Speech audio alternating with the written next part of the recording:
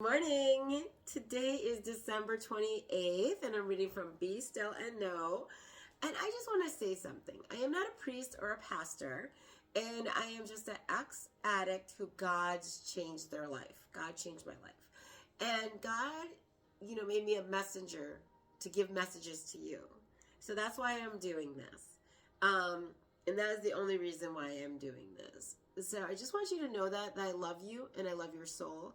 And God has put it on me to just give this message. And so if I say something wrong or whatever, that's my human nature because we all make mistakes. But God corrects me, and then I'll post a message about it and be like, hey, I said that wrong, by the way. So, I fix things because it's I don't want to give you guys the wrong message or I don't want to give you the wrong anything. I really don't, because, we're all working through this together, trying to get to the other side, the good side, right? Okay. So this is about abundant life, but it's really about Satan, just so you know. So it's going to be a good message today. It says, I am the door. If anyone enters through me, he will be saved and will go in and out and find pasture. The thief comes only to steal, kill, and destroy. I came that they may have life and have it abundantly. That is John 10:9-10. Many have suffered the trauma of having a thief break into their home. Perhaps you have. As you know, a thief's design is entirely selfish, to obtain his own desires, no matter the cost to others. In a spiritual sense, the thief, Satan, has a similar motive, only with much darker objective. He not only wants to steal your joy, your faith, and your very life, he wants to destroy your soul. In contrast to that, we have the Good Shepherd. He came not to take away, but to give abundantly. His gifts go beyond forgiveness and salvation from sin. He desires that our lives be more than simple, bare existence, but rather abundant and satisfying, blessed all the way from the present through eternity. Take this truth into your day and live abundantly. Lord, help me recognize the attempts of the thief to rob me of my joy and faith.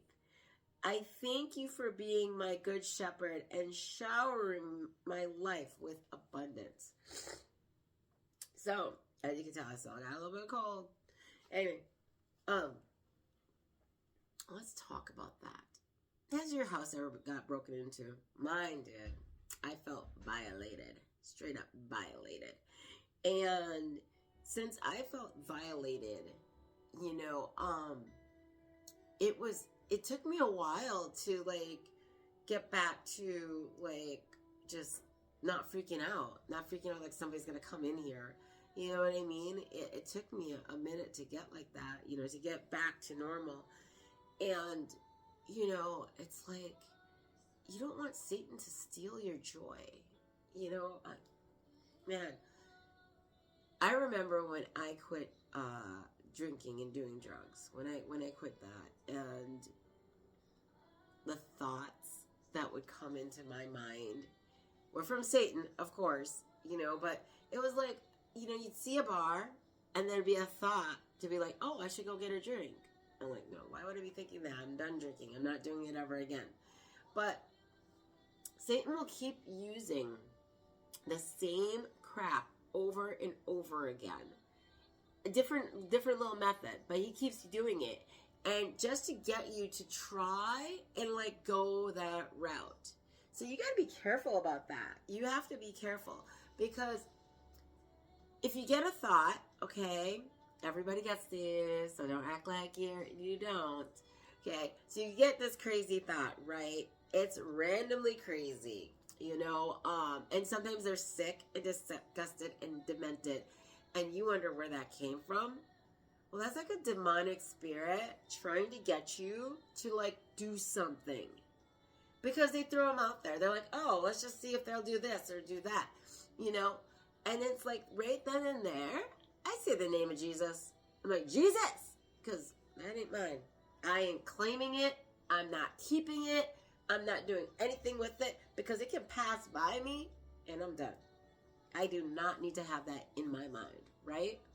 So, again, Satan comes to kill, steal, and destroy. He doesn't want anything good in your life. So he wants to take your family out. He wants to have you to have a bad day. Have a bad day, start doing drugs, start drinking, right? Because when we have a bad day, what I used to do is I used to go to the bottle.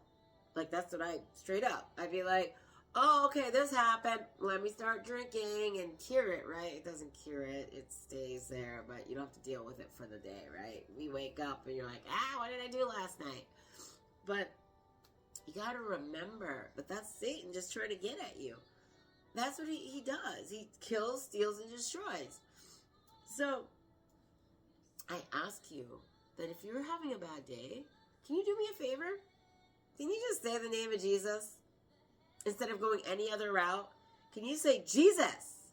And I guarantee, I know this with my soul and my heart, because I love you, that you will feel better. You just say the name of Jesus. It's so powerful. So, so powerful. And trust me, you just got to believe it. You just believe it, say it, have faith, and everything will be okay. Okay, I love you. Have a blessed day.